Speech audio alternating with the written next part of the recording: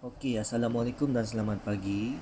Hari ini kita akan masuk topik 1.4 berkaitan dengan penggunaan alat pengukur, kemudian kejituan, kepersisan dan kepekaan, dan yang ketiga berkaitan dengan ralat.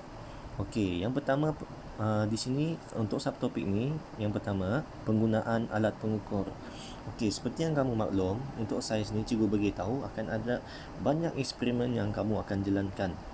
Dan sudah tentu ia akan melibatkan kamu untuk mengukur kuantiti fizik yang diperlukan. Jadi setiap kali kamu mau mengukur kuantiti fizik tersebut, kamu kena pastikan kamu guna alat pengukur yang betul. Okey, di sini ada 5 yang ditunjukkan. Yang pertama, 5 kuantiti fizik yang sudah kamu belajar. Yang pertama, untuk mengukur panjang, alat pengukur yang akan digunakan adalah pembaris dan juga pita pengukur. Yang kedua, untuk menyukat jisim, kamu akan gunakan neraca tuas dan juga neraca 3 alur. Yang ketiga, untuk mengukur masa, kamu akan gunakan jam randik. Yang keempat, untuk menyukat suhu, alat pengukuran yang tepat, yang pertama kamu gunakan termometer makmal, dan yang kedua termometer klinik. Dan yang terakhir sekali, untuk menyukat arus elektrik, kamu akan gunakan ammeter. Okey, itu berkaitan dengan alat pengukur. Okey, sekarang ni kamu tengok di sini.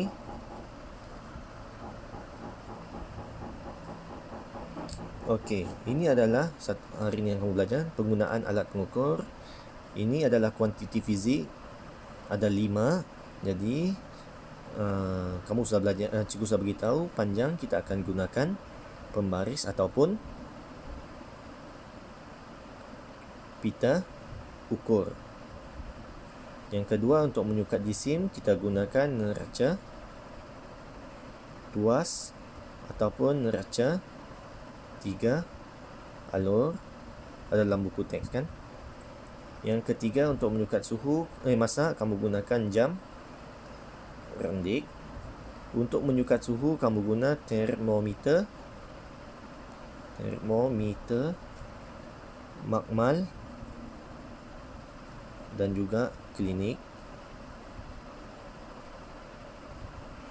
Yang keempat, menyukat arus elektrik, kamu akan gunakan ammeter. Okey, kena pastikan penggunaan alat pengukur yang betul bila mau sukat kuantiti fizik yang digunakan. Okey, itu yang pertama. Yang kedua, berkaitan dengan kejituan, kepersisan dan kepekaan. Okey, apa maksud dia di sini? Cikgu sudah ada buat nota tadi. Okey, kejituan maksudnya kebolehan alat pengukur untuk mendapatkan bacaan yang tepat ataupun hampir tepat. Itu kejituan. Kepersisan, kebolehan alat untuk memberikan bacaan yang hampir sama walaupun diulang beberapa kali. Okey, kepekaan ni nanti cikgu masuk Sekarang ni cikgu masukkan yang pertama dan yang kedua ni dulu. Kejituan maknanya kebolehan alat untuk mendapatkan bacaan yang hampir tepat. Kamu guna alat tu, bila kamu buat bacaan, kamu akan dapat bacaan yang hampir tepat. Okey, itu jitu. Kepersisan ni bila kamu ulang beberapa kali, kamu guna alat yang sama, kamu dapati bacaan dia tu hampir sama. Jadi ulang balik-balik pun bacaannya tetap sama, hampir sama. Jadi itu kita panggil dia sebagai persis.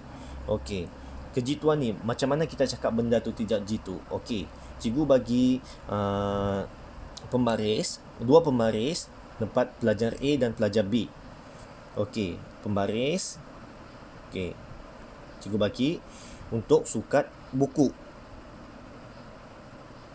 Okey, untuk sukat buku, panjang buku ni daripada sini ke sini. Jadi pembaris ni ada 2 orang guna. Pembaris A, lepas tu ada lagi pembaris B. Bila pembaris A ni digunakan, dia sukat buku ni, dia dapat bacaan sepanjang 7 cm. Okey, lepas tu yang pelajar B ni pula guna pembaris lain, dia sukat buku ni, dia dapat bacaan dia adalah sepanjang 5 cm. Tapi untuk sebenarnya bacaan buku ni adalah 7 cm. Okey, jadi kalau kita tengok di sini pembaris A dengan pembaris B, mana satu yang lebih jitu?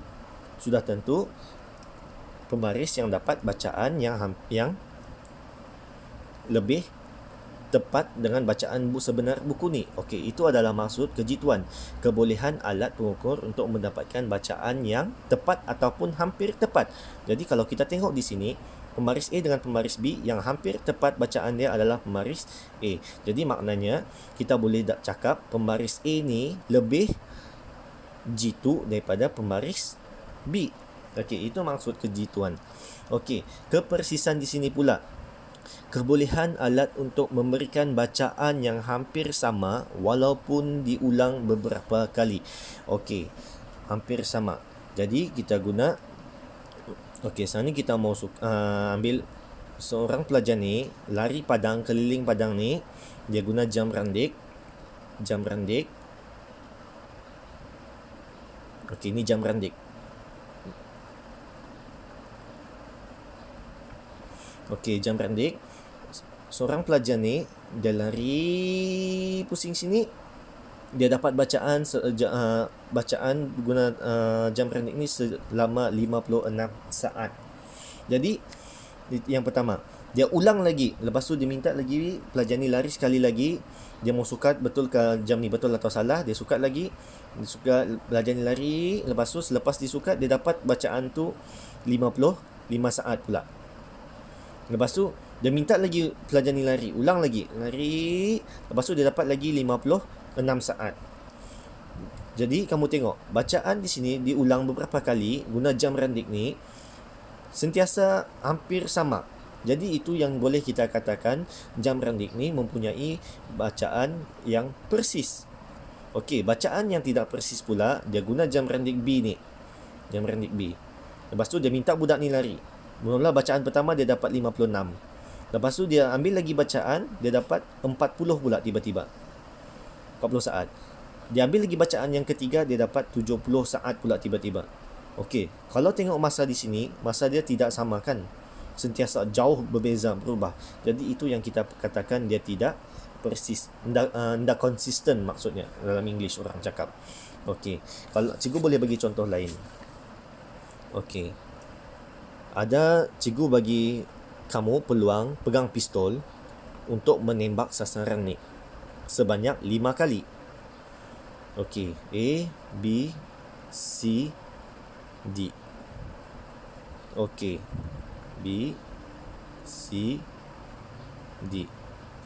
Okey, ini adalah sasaran. Okey, cikgu buat ni sasaran tembak tu.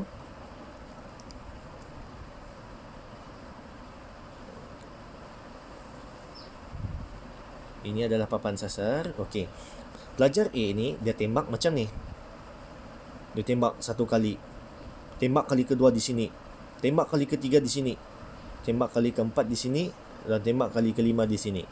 Okey, ini adalah sasaran dia yang sebenar. Ini sasaran. Sasaran utama. Okey, lepas tu kalau tengok di sini 5 kali tembakan ni semua di sini. Bolehkah kita cakap benda ni jitu? Kita buat jitu persis.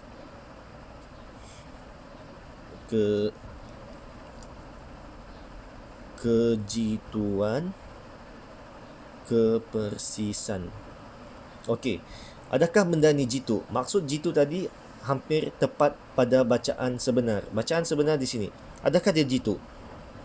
Semuanya jauh tersasarkan, jadi dia tidak jitu. Persis. Bila dia tembak, adakah kena tempat yang sama, hampir sama beberapa kali? Pun tidak persis. Okey, yang pelajar B ni dia tembak pula 5 kali. 1, 2, 3, 4, 5. Okey, ini adalah sasarannya.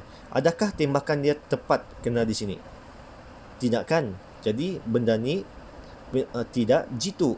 Persis. Bila dia tembak berulang-ulang kali, tempat tu tempat yang hampir sama tapi tidak tepat. Okey, benda ni boleh kita katakan sebagai persis sebab dia tembak tempat tu hampir sama walaupun dia tidak jitu. Okey, ini maksud dia. Ini tembakan dia persis tapi tidak jitu. Yang ni tembakan dia tidak jitu, tidak persis juga. Okey, yang C ni pula dia tembak. Dia tembak semua kena di sini. Okey, semua di tengah-tengah. Jadi kita cakap benda ni jitu. Semuanya dapat bacaan yang hampir tepat dan semua tembakannya pun sentiasa seragam.